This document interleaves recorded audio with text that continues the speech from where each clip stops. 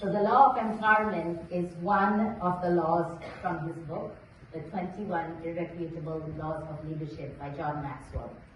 I'm also going to be talking about the leader's greatest return. So I'm taking some of the material from here as we do masterminding together. A little bit about myself. As I mentioned, I'm an IT project manager. I did my PMP and I was taking my PGMP, the Program Management Certification, and I came across John Maxwell's video. I decided to complete my certification because I finished what I started.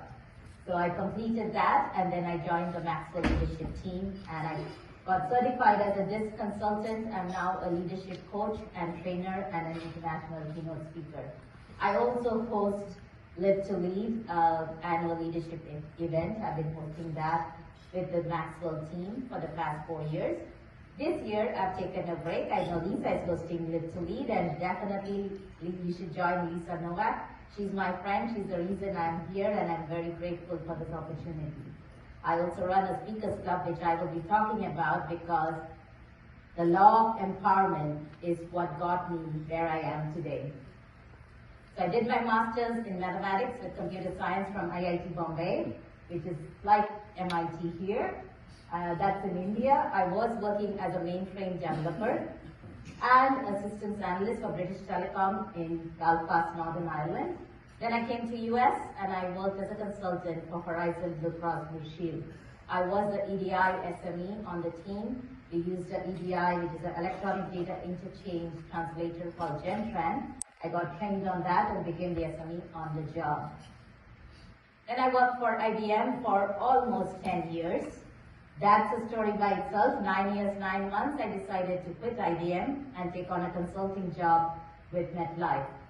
I think if the law of empowerment was in place where I was working, I would not have quit IBM.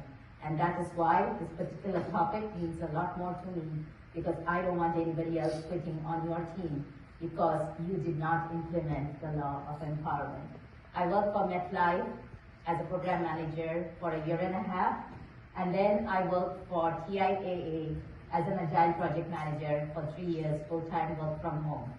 I'm an introvert by nature. You would not say that when you see me walking around because I've developed my skills of communication. I've developed the art of connecting more than the art of networking. I got certified with the Maxwell leadership team in March of 2019. I got to meet my mentor, John Maxwell, for the first time in March of 2019, and I have gone to Dominican Republic to train leaders there as part of the country transformation trip that John Maxwell offers to all our coaches, and we are 40,000 members from. John says, leadership is not about doing it alone. If you want to be a successful leader, you must develop other leaders around you. And I truly, truly believe in that because I have been doing that for the past 4 years. I think I did it to a certain extent before, but after I have learned and consumed and applied all that John is teaching, I have been able to develop many more leaders around me.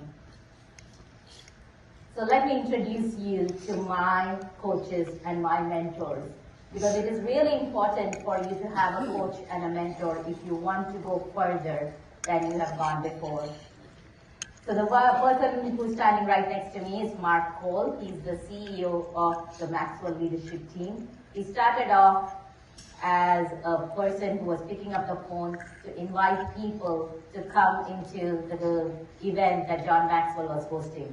20 years ago, that's where he was, and now he's the CEO of the Maxwell leadership team. The person who is standing on the right side of him is Chris Robinson. He's the Executive Vice President of the Maxwell leadership team. Valerie Burton, I don't have to say who that is. So Valerie Burton is a coach. She is my coaching coach. So I have a coach for every area of interest that I have as far as in speaking, coaching, or training. And Roddy Galbraith. He is not looking into the camera, but he's the one who I'm going to be talking about most. He is my speaking coach.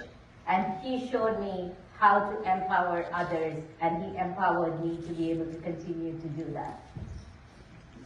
So the question I have for you is, what do you hope to take away from today's session? What are you expecting when you heard the title, The Law of Empowerment, and EJ has a microphone?